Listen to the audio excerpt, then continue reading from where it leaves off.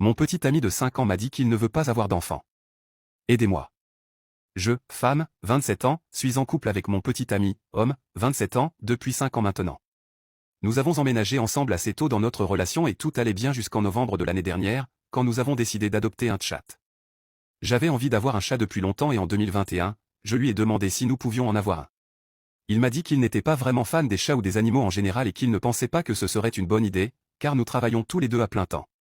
Cela avait du sens à l'époque, donc j'ai accepté et je n'en ai plus jamais parlé. Jusqu'en août 2022, où elle lui a suggéré d'en avoir un, sachant que cela me rendrait vraiment heureuse. J'étais aux anges et nous avons adopté notre chaton en octobre 2022. En décembre 2022, nous avons adopté un deuxième chaton. Les chats sont des animaux très sociaux et ils sont bien plus heureux s'ils ne sont pas seuls. Mon petit ami n'était pas très sûr de cela, mais je l'ai convaincu. Je les adore tellement. Oui, ils ont une grande responsabilité et oui, ils demandent beaucoup de travail. Mais cela m'importe peu, ils en valent 100%. C'est moi qui m'occupe d'eux, mon petit ami n'a pas besoin de faire quoi que ce soit. Il a dû les nourrir quelques fois lorsque j'étais absente pour le travail, mais c'est tout. Il y a quelques mois, nous avons eu une grosse dispute. Nous avons des problèmes de confiance, je l'ai surpris en train de mentir quelques fois, d'où mes problèmes de confiance, et la situation était vraiment tendue entre nous. Pendant cette dispute, il m'a dit qu'il ne se sentait plus à l'aise à la maison, à cause des chats. Il m'a dit qu'ils le rendent nerveux quand il court et joue, ce sont des chatons, que ça le dérange que nous ayons maintenant un arbre à chat et que des jouets pour chats traînent dans la maison, vous comprenez. Pendant cette dispute, il m'a aussi dit qu'il voulait que nous nous séparions des chats. Je l'ai arrêté et lui ai dit que je ne suis pas le genre de personne qui adopte des animaux pour s'en débarrasser plus tard. Ma famille et moi avons toujours eu des animaux de compagnie et notre dernier chien a vécu avec nous pendant 17 ans, jusqu'à ce qu'elle décède. J'adore les animaux et je les considère comme faisant partie de la famille. Une fois qu'ils sont là, ils n'en partent plus. Depuis le jour où je les ai eus, ils sont devenus ma responsabilité et je ne pourrai jamais faire cela. Je ne me pardonnerai jamais. Je lui ai dit que nous trouverions une solution et que nous nous en sortirions. Encore une fois, c'est moi qui m'occupe d'eux. Je nettoie la litière des chats 2 fois par jour et je passe toujours l'aspirateur et la poussière une fois que je rentre du travail. Je garde la maison propre. Mais les chats sont des chats, on ne peut pas les contrôler comme un chien. Ne me comprenez pas mal, ce ne sont pas des chats mal élevés, ils sont très câlins et me suivent partout. Mais ce sont des chats. La situation entre nous était toujours tendue à cause des problèmes de confiance, mais je pensais que nous étions d'accord en ce qui concerne les chats. Il y a un mois, nous avons eu une autre conversation aux disputes qui n'avaient rien à voir avec eux, mais il m'a dit qu'il ne pouvait plus vivre avec eux et qu'ils devaient partir. J'ai dit qu'ils n'iront nulle part. Il a dit qu'il ne pouvait pas croire qu'ils étaient plus importants pour moi que lui. Je lui ai dit que ce n'était pas le cas, mais qu'ils n'étaient pas des jouets que l'on peut donner ou reprendre à sa guise. Nous avons discuté pendant un moment. Puis le sujet des enfants est revenu sur le tapis. Cette fois, il m'a dit qu'il est presque sûr qu'il ne veut pas en avoir du tout. Pas maintenant, pas dans le futur. Je ne savais pas quoi dire. Il m'a demandé si j'étais à 100% certaine que je voulais des enfants, j'ai dit oui. Je lui ai demandé ce qu'il attendait de moi maintenant. Donner au chat et ne plus jamais avoir d'animaux de compagnie et ne pas avoir d'enfants non plus. Il a dit oui. Il m'a demandé si je n'étais pas assez heureuse avec lui. Je lui ai dit qu'il me rendait vraiment heureuse, mais que je devais être honnête avec lui et avec moi-même. Et je sais que je ne serais pas heureuse sans enfant. Il y a eu beaucoup de silence.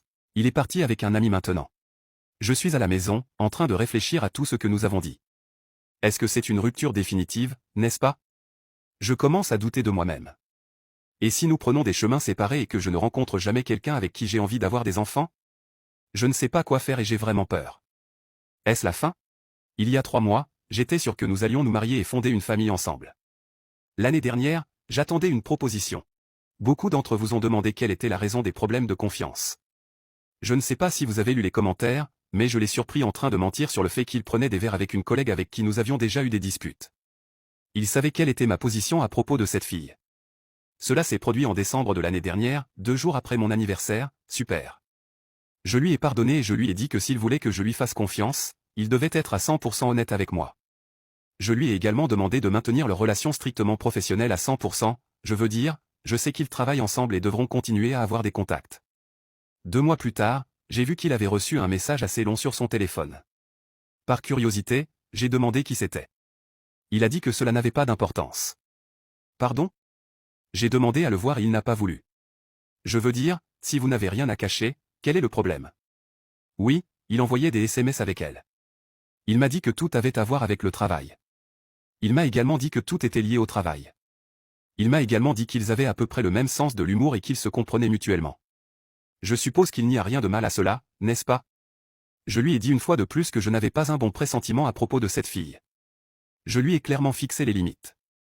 Il m'a dit qu'il comprenait, qu'il ne voulait pas me perdre et qu'il m'aimait. Je l'ai une fois de plus cru. Mon erreur. Alors maintenant, nous en venons à hier après notre conversation. Il m'a dit qu'il avait besoin de prendre l'air et qu'il était sorti. Il n'est pas revenu pendant plusieurs heures et j'ai pensé qu'il était allé à une fête d'anniversaire avec un ami. J'ai trouvé cela étrange après une telle conversation. Quoi qu'il en soit, vers 21 heures, j'ai reçu un message texte d'une amie commune me demandant si elle et une autre amie pouvaient passer. J'ai trouvé cela étrange. Nous faisions toujours les choses ensemble en groupe, avec nos partenaires et d'autres amis, mais jamais seuls. Je lui ai dit qu'elles pouvaient venir. Une fois qu'elles sont arrivées, j'ai tout de suite remarqué qu'il y avait quelque chose de vraiment mal. J'ai pu dire qu'elles étaient très nerveuses et que l'une d'entre elles était sur le point d'éclater en larmes. Elle m'a dit qu'elle était vraiment désolée, mais qu'elle devait me dire quelque chose. Il s'est avéré qu'elle était sortie avec son petit ami et quelques amis quand elle a vu mon petit ami boire une bière sur une terrasse. Il était assis à une table avec une fille. Elle pensait que c'était moi et est allée lui dire bonjour. Une fois qu'elle s'est approchée, elle a pu voir que ce n'était pas moi. C'était sa collègue. Ils se tenaient la main. Elle était au courant de mes problèmes avec cette fille, je lui avais dit ce qui s'était passé. Elle est allée vers eux et a dit bonjour, d'une manière sarcastique. Il dit que leur visage est devenu blanc, mais il a rapidement changé et leur a demandé s'ils voulaient les rejoindre, comme s'il n'y avait rien de mal à ce qu'ils soient ensemble. Elle a dit non et est partie. Ensuite, elle m'a envoyé un SMS. Je ne pouvais tout simplement pas croire ce que j'entendais. J'avais été tellement triste toute la journée, mais maintenant, je me sentais juste en colère et déçu. Je ne savais pas quoi faire. Je ne pouvais pas rester à la maison en attendant qu'il revienne. Je ne pensais pas non plus qu'il pensait que cette amie viendrait directement me dire ce qu'elle avait vu. Les filles sont restées avec moi et je leur ai raconté ce qui s'était passé plus tôt dans la journée. Et comment je ne pouvais pas croire que la première chose qu'il a faite après ça a été d'aller vers elles? Je savais que j'avais besoin de les voir de mes propres yeux, et de m'assurer qu'ils sachent que je les ai vus. Je savais approximativement où cette fille habitait, alors je leur ai demandé si elle voulait m'accompagner pour faire un tour en voiture, juste pour vérifier. Nous sommes arrivés et je vous le jure, après 2 minutes à peine depuis que nous étions là-bas, nous les avons vus venir au coin de la rue en conduisant une trottinette électrique ensemble. Ils conduisaient et elle l'enlaçait par derrière. Ils ne nous ont pas vus.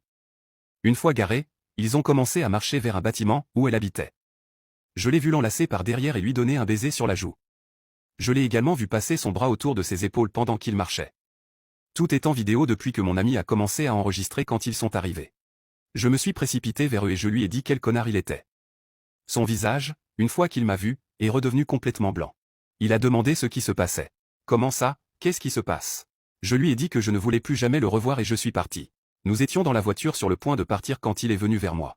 Il m'a dit une fois de plus qu'il ne comprenait pas ce qui se passait. Je lui ai demandé ce qu'il faisait avec elle, en se tenant la main et en l'embrassant sur la joue.